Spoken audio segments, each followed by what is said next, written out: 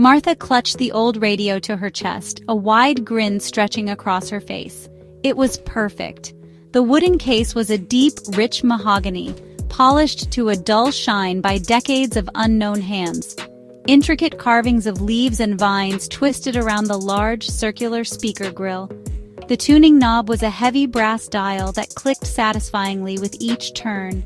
She had found it tucked away in the dustiest corner of yesterday's treasures, an antique shop that smelled of mothballs and forgotten memories. The shopkeeper, a man with eyes that seemed to hold 1,000 stories, had given her a strange look when she'd bought it. He had practically given it away, which should have been her first clue. She couldn't wait to get it home. All day, she imagined the warm, crackling sound it would make, a sound from a simpler time. Her modern, sleek gadgets were fine, but they lacked soul. This radio, she thought, had a history. It had stories to tell. She carefully placed it on the small table beside her favorite armchair in the living room. It looked as if it had always belonged there, a silent sentinel from another era. Martha pictured herself listening to old-timey music programs and news broadcasts, feeling a connection to the past. The excitement was a fizzy feeling bubbling up inside her, making her almost giddy. That evening, as a storm began to brew outside, Martha decided it was the perfect moment. Rain tapped a gentle rhythm against the window panes, and the wind howled like a lonely wolf. She brewed a mug of hot chocolate, the sweet smell of cocoa and marshmallows filling the air. The cozy scene was set. The house was quiet. Her parents were out for the night, and she had the entire evening to herself. With her warm drink in hand, she settled into her armchair, her gaze fixed on the dark, silent radio. It was time to see what this old treasure could do.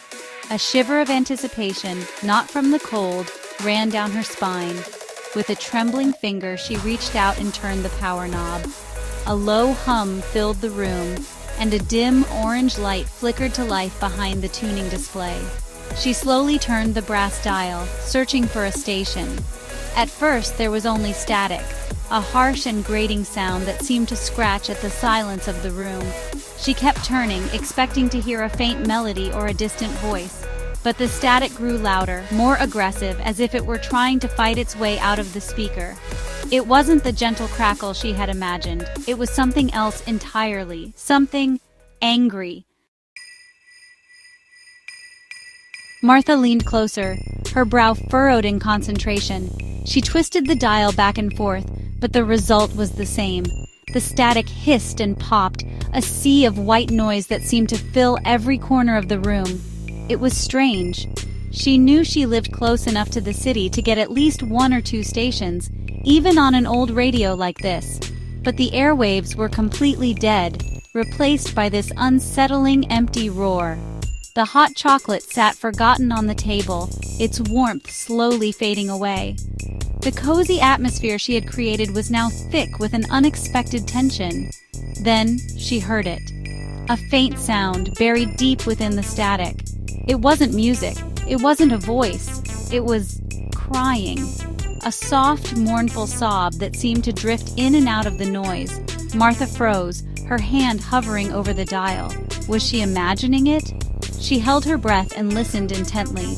There it was again, clearer this time. The sound of someone weeping in despair. It was a chilling sound, filled with so much pain and sorrow that it made the hairs on her arms stand on end. Who would be broadcasting something like this? It had to be some kind of prank, or maybe a strange radio drama. The crying slowly faded, replaced by something even more disturbing. A scratching sound. Scrape, scrape, scrape. It was a rhythmic grating noise, like fingernails dragging slowly down a wooden door. Martha felt a cold knot of fear tighten in her stomach. This was not a radio drama. This was too real. The sound was so clear, so close. It felt like it was happening right there in the room with her. She wanted to turn the radio off, to run and hide, but she was frozen in place, captivated by the horror unfolding from the speaker. The scratching grew louder, more frantic, more desperate. Suddenly, the scratching stopped. The static died down to a low hum. And then, a voice spoke. It was a man's voice, raspy and weak, as if it were being forced through a throat raw with screaming. "Can anyone hear me?" it whispered. Martha gasped, her heart pounding against her ribs like a trapped bird. She stared at the radio, her eyes wide with disbelief and terror. It couldn't be real, it was impossible. But the voice spoke again, closer this time, filled with a chilling urgency. "Please, help me. She locked me in. The water, it's rising." Martha's mind raced. This wasn't a broadcast, this was a plea. "Who is this?" Martha managed to whisper, her voice trembling.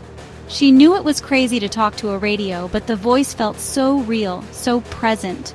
The static crackled and the man's voice returned, no longer weak but laced with a cold, terrifying anger. "You know who this is, Martha," the voice hissed, and her blood ran cold. How did it know her name? "You live in her house, you sleep under her roof, the roof of a killer." Martha shook her head in denial, her mind screaming. This was a nightmare. It had to be a cruel, elaborate prank. Someone was messing with her. "I don't know what you're talking about," she cried, her voice cracking with fear. The voice on the radio laughed, a dry, hollow sound that had no humor in it. "Oh, but you do," it sneered. "Or you will. Your family has a secret, a dark, ugly secret. Your precious grandmother Eleanor. She wasn't the saint everyone thought she was. She was a monster." The voice dripped with venom, each word a drop of poison seeping into Martha's mind. She thought of her sweet, gentle grandmother who had passed away years ago, the one who baked cookies and told bedtime stories. It couldn't be true. The voice continued its terrible tale, its words painting a horrifying picture in Martha's mind. "She told everyone I had an accident, a boating accident on the lake. So tragic." But it was no accident, Martha. "She hit me over the head and locked me in the cellar of the old lake house. Then she opened the water valve. She listened to me scream as the water filled the room. The details were so specific, so gruesome." Martha felt sick to her stomach. She remembered stories of her grandfather's death.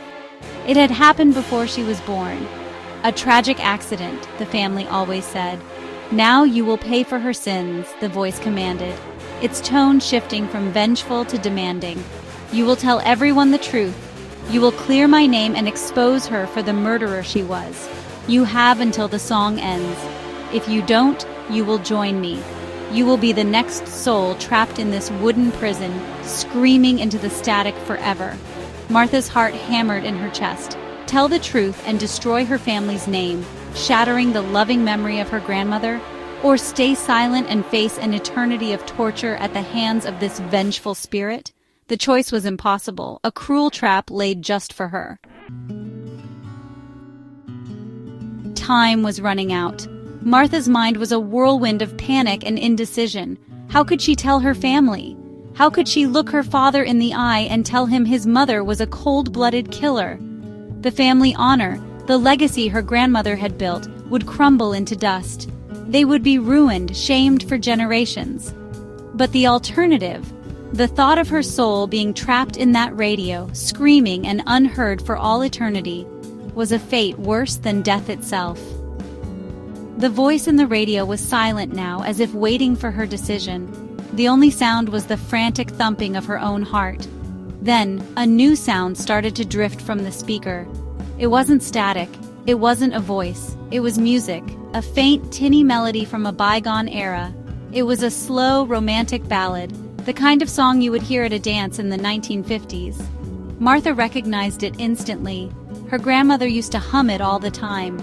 She'd said it was her and grandfather's favorite song, the one that was playing on the radio the night he died.